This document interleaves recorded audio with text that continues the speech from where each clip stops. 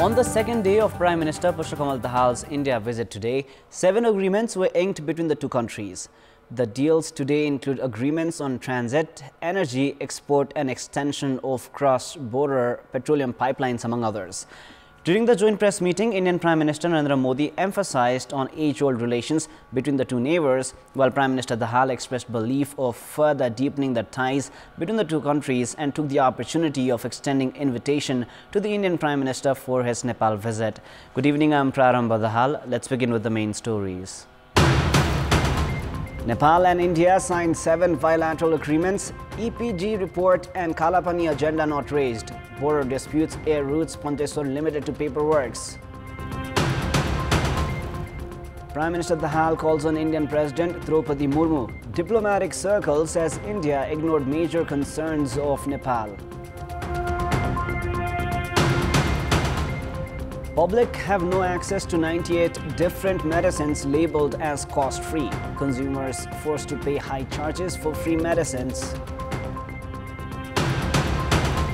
And Nepal police register a narrow 1-0 win over NRT at the domestic top flight. Himalayan Sherpa and friends settle for a 1-1 draw. Prime Minister Pushpa Dahal, who is on a 4-day visit of India, met and called on Indian President Draupadi Murmu earlier today. The dialogue between Premier Dahal and Indian President Murmu dwelt on bilateral interests of both the neighbors. The Ministry of Foreign Affairs has said that various bilateral aspects of India and Nepal were discussed during the meeting. Prime Minister Dahal also met with Indian Vice President Jagdeep Dhangad today itself.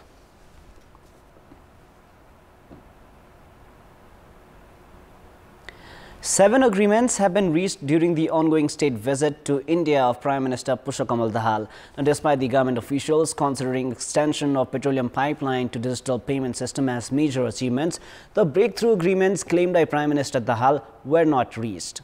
Topics of aviation permit, solutions to border disputes, report of the Eminent Persons Group EPG and Panteshwar project were not even raised. Nepal and India have agreed to renew the transit agreement, extend petroleum pipeline and collaborate between Foreign Affairs Academy and the Sushma Swaraj Institute. The two nations have also agreed for an integrated checkpost at Chandani Dodara, project development agreement PDA of Lower Arun hydroelectricity project, construction of Fukot Karnali hydroelectricity project by Indian company and digital payment between the two nations. Implementation of the agreement related to digital payment will facilitate QR and digital wallet payments between the two nations. A concrete agreement could not be reached about the share of water of the Mahakali River under the much-awaited Panteshwar multi-purpose project. The past assurances of concluding the detailed project report for Panteshwar project in 3 months and setting the modality within a year have been limited to speeches. Prior to this, Indian Prime Minister Narendra Modi, during his Nepal visit, when late Sushil Koirala was the Prime Minister, had expressed the commitment of concluding the Panteshwar project within 6 months. Meanwhile, Nepal and India have agreed to take forward a few hydroelectricity projects, while a long-term power trade agreement has also been signed. While Nepal wanted to strike a power deal for 25 years, the two Prime Ministers settled for Nepal exporting 10,000 megawatt electricity in the next 10 years. Despite the declaration of India being positive towards Nepal exporting 50 megawatt electricity to Bangladesh, no concrete agreement was reached in this regard. Towards hydroelectricity projects, Indian company is to be assigned the construction of 480 megawatt Fukot Karnali project. The Indian company will invest 51%, while Nepal will fund the remaining 49%. Satlas Hydroelectricity Corporation of India is to construct the 669 megawatt Lower Arun hydroelectricity project. Foundation stone has also been laid for the 120-kilometer new Butwal-Gorakhpur cross-border transmission line, considered an easy option for power trade. The two nations have also agreed for extension of 2 new petroleum pipelines. The pipelines are to be extended from Siliguri of India to Jhapa and Amlekhganj of Bara to Lothar of Chitwan. However, the issues of Nepal's concerns and promoted before the visit were not included in the agreements. India was not prepared to issue aviation permits for Gautam Buddha and Pokhara regional international airports. A week ago, the Nepali technical team had demanded routes from Mahendranagar, Vairava and Nepalganj, citing increased pressure from Simara. Concrete agreements were also not reached on commercialization of agriculture.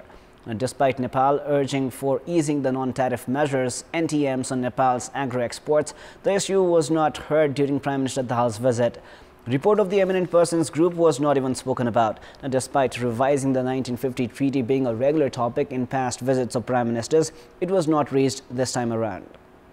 Now, Indian Prime Minister Narendra Modi has committed of resolving border disputes with Nepal.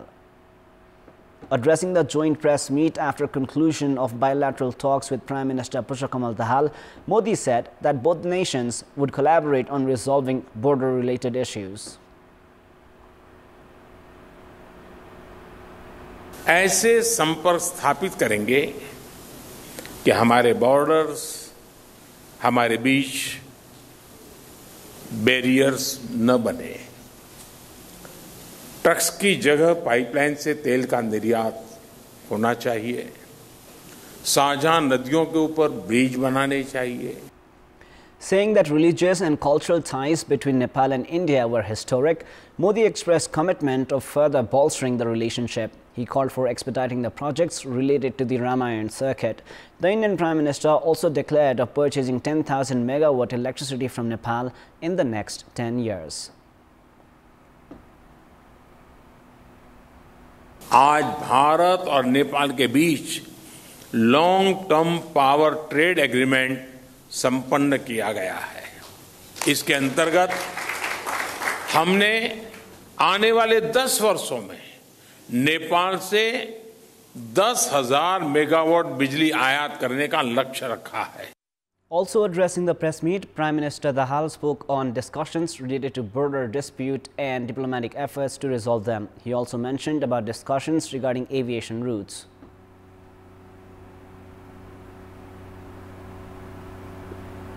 Nepal's request for additional air entry route. Nepal welcomes India's positive indication of air entry route for bilateral flights. Prime Minister Modi ji and I discussed the boundary matter. I urge Prime Minister Modi ji to resolve the boundary matter through the established bilateral diplomatic mechanism. Prime Minister Dahal also expressed belief of further deepening the ties between the two nations in the days ahead. CPN Maoist Center Chairperson Pushpa Dahal, who was appointed the Prime Minister 5 months ago, had placed India visit in his top priority. A week ago, he had claimed of making breakthrough agreements with India. However, diplomatic experts are of the opinion that the basic agreements reached at the Hyderabad House today do not represent Nepal's requirements and interests. Prime Minister Pushpa Dahal had reached New Delhi on Wednesday with a jumbo delegation of around 150 members, including half a dozen ministers, 1.5 dozen high-ranking government officials, and representatives of the private sector. Based on the schedule of the visit, significant agreements were to be signed on the second day today.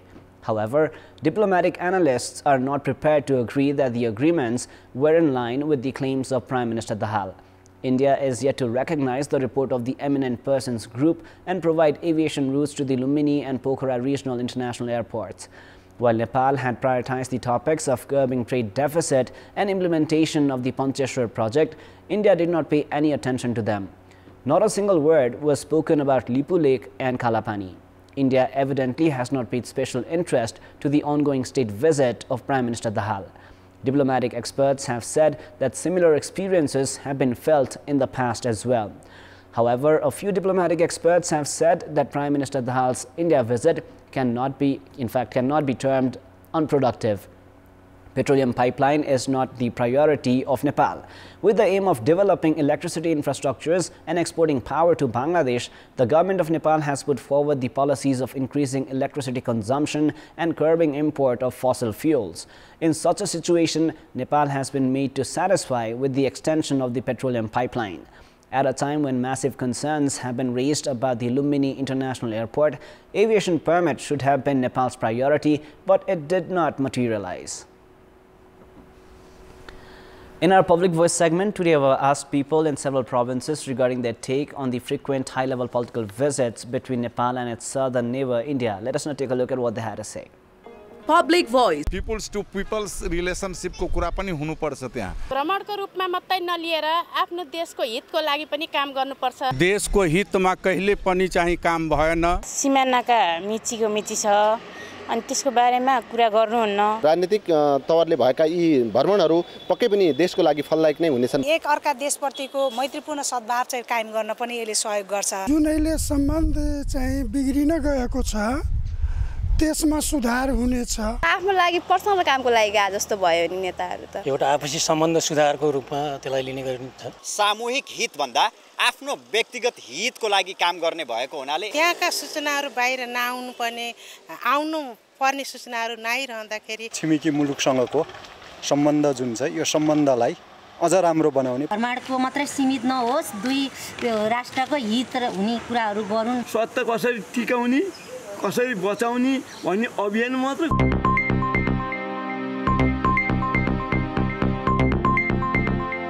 The government has allocated 1.28 billion rupees to provide 98 different medicines and vaccines for free of cost in the upcoming fiscal year. In the previous fiscal year, 1.57 billion rupees was allocated for this purpose.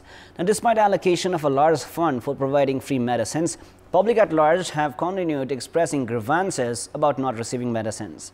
While the government has claimed of purchasing medicines produced in the country itself in the upcoming fiscal year and distributing them for free, adequate attention has not been paid to ensuring efficiency of the only pharmaceutical entity under the government ownership.